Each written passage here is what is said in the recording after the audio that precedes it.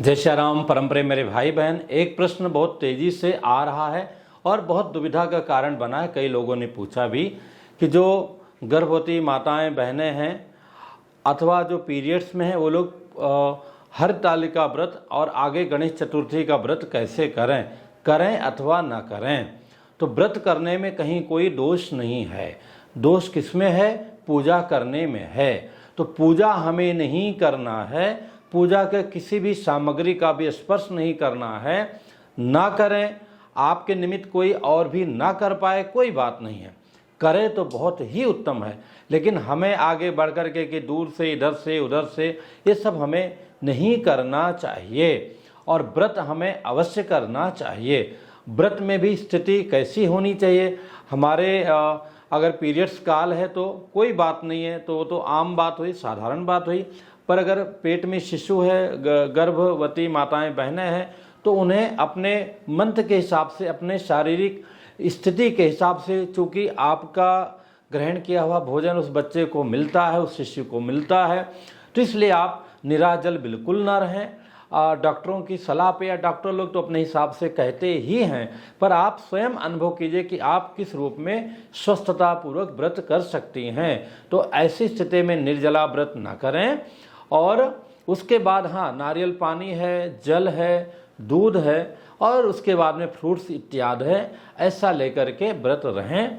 इसके अलावा भी नहीं हो सकता है, शारीरिक बहुत कमजोरी है या कोई वैसी बात है, तो एक आध अन्न, एक ही अन्न खा लीजिए, रोटी खा लीजिए और दूध रोटी खा लीजिए, बिना नमक का खा लीजिए, वो भी नहीं चल सकता है तो जैसा रह पाइए एक समय खा लीजिए। वो भी नहीं हो पाता है तो फिर जैसी स्थिति हो वैसा कीजिए, लेकिन छोड़ना उचित नहीं है। और पूजा कम ज़्यादा जैसा भी कर पाएँ अवश्य करना चाहिए, अगर हम कर सकते हैं तो। और लगभग अपने भारतवर्ष की तो माताएं इतनी प्रबल रही हैं कि आज बच्चे का जन्म होना है तो जन्म के 2-4 घंटे पहले तक कई ऐसे उदाहरण मिलता है जो अपने दिनचर्या करती रही हैं और ये स्वस्थ परंपरा रही है। बाकी मेडिकल ने तो और भी जैसे आराम कर दिया है, कुछ अच्छाइयाँ किया है लेकिन बिगाड़ा बहुत ज़्यादा है। इतना लंबा बेड रेस्ट वगैरह वो सब अलग मैटर है।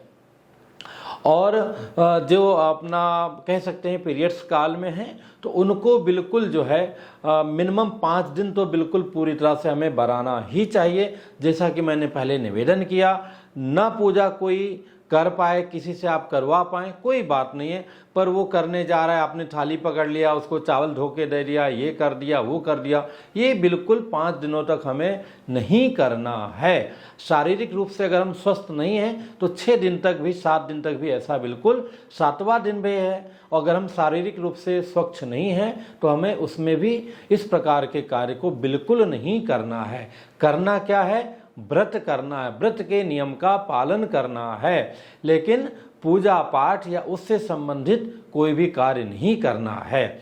और जिनके पेट में शिशु है उनकी स्थिति, कई लोग तमाम प्रकार की बातें करते हैं, उन बातों में हमें नहीं जाना है। आप प्राचीन काल से ले लें कि जब अभिमन्यु जी जो है पेट में थे तो कैसी क्या स्थिति थी, वहीं उनको सारा कुछ हुआ।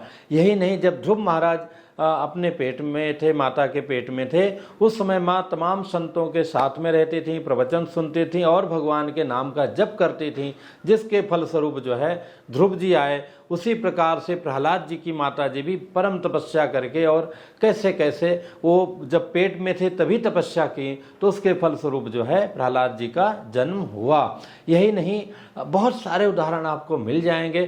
तो बिल्कुल हमें इसमें अच्छा विचार करना चाहिए, अच्छा सोचना चाहिए, अच्छा बोलना चाहिए, अच्छा मनन करना चाहिए। इसीलिए आप घरों में देखते हैं कि लगभग जिनके पेट में शिशु है वो बच्चियां या देवियां, बहनें अथवा माताएं भगवान कृष्ण का, भगवान राम का अच्छे सुंदर सुंदर फोटो अपने घर में लगा के रखती हैं, अच्छी बातें करती हैं और फर्क बिल्कुल पड़ता है आपके अंदर में। उसी प्रकार से जैसे आप खाते हैं, कुछ भी पीते हैं तो बच्चे को प्राप्त होता है, उसी प्रकार से जो सुनते हैं वो भी फर्क पड़ता है।